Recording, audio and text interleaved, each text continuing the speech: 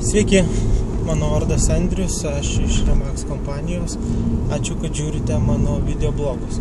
Šiandien aš norėčiau pakalbėti apie tai, kodėl yra svarbu išsirinkti patikimą ir profesionalų nekilnojamo turto brokerį ir kaip tai padaryti. Išsirinkti tikrą profesionalą yra svarbu todėl, kad nekilnojamo turto pirkimas ar pardavimas iš esmės yra sudėtingas procesas, reikalaujantis specifinių žinių, taip pat reikalaujantis rinkos išmanymo, pardavimų įgūdžių, psichologijos, derybos, teisinių dalykų, taip pat reikia turėti partnerius, turto vertinimo, bankų vadybininkus ir panašiai. Todėl žmogui, kuris atlieka tokius sandorius retai, tarkim vieną ar du kartus per gyvenimą, tos žinias turėti yra gan sudėtinga, todėl reiktų, kad per visą šį procesą lydėtų tikras profesionalas. O kaip atskirti patikimą ir gerą nekilnojamo turto brokerį nuo tokio, kuris tiesiog save vadina nekilnojamo turto ekspertų, bet realiai nėra toks geras, aš manau, galima užduodant elementarius paprastus klausimus. Tarkim, jūs galėtumėt brokerio paklausti, kiek laiko jisai dirba nekilnojamo turto brokeriu, kiek per tą laikotarpį yra pakeitęs kompaniją. Ir sakykime, jeigu brokeris dirba kokių 1,5 metų ir yra pakeitęs jau kokias ten 3, 4 ar 5 kompanijas, tai tikėtina, kad problema buvo ne tose kompanijose, o pačiame brokeryje, dėl ko jis nesugebėjo sėkmingai jose dirbti ir pateisinti tiek savo, tiek klientų ar tos kompanijos lūkesčių. Tai va, tai jeigu jūs dirbsit su tokiu brokeriu, tai greičiausiai bus taip, kad po kelių mėnesių jis vėl pakeis kompaniją ir nieko nepadarys su jūsų nekilnojamu turtu.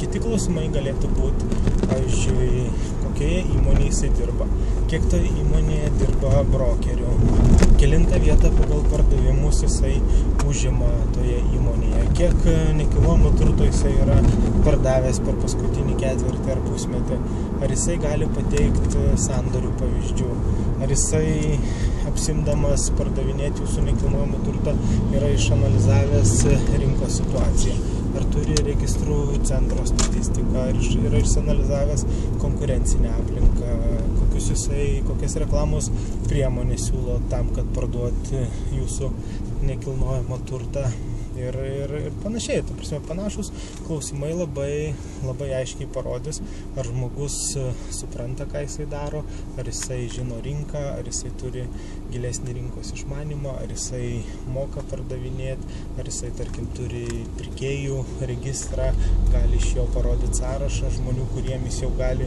šiandien pasiūlyti jūsų nekilnojamo turtą, ar jisai tiesiog šneka taip abstrakčiai, kad taip, mes turim didelę duomenų bazę, mes labai stengiamės, mes labai norim jums padėti ir panašiai. Tai greičiausiai, jeigu brokeris šneka taip abstrakčiai, tai jisai nieko konkretaus neturi ir tiesiog galvoja, pasimsiu objektą, gal kažkas atsiras ir jisai tiesiog ištrauks laimingą loterijos bilietą ir jam kažkas paskambins, bet šiandieniniam rinkos sąlygom tų įeinančių skambučių nėra tiek daug ir reikia daugiau proaktyvių veiksmų ir gilesnio išmanimo, kaip pritraukti tą pirkėją, kad jisai susidomėtų nekilnojamu turtu ir pasiryžtų apsispręsti ir nupirkti. Tai va, tai jeigu jūs norit kokybiškų paslaugų, norit rezultato, norit, kad jūsų nekilnojamas turtas būtų parduotas, aš siūlau geriau išsirinkti patikimo brokerį, kuris dirba kokybiškai ir geriau sumokėti jam 1% daugiau, bet turėti gerą rezultatą, turėti tokį rezultatą, kokį jūs norite ir toliau gyvendinti savo planus. Tai šią temą norėjau tiek pasisakyti, tokios mano mintis. Jeigu jūs sutinkat ar nesutinkat, ar turit kažkokių komentarų, tai visada galit man parašyti andrius.kaplančiukas@remax.lt arba paskambinti 8677 57 497. Ačiū visiems, kad žiūrint ir visiems geros dienos.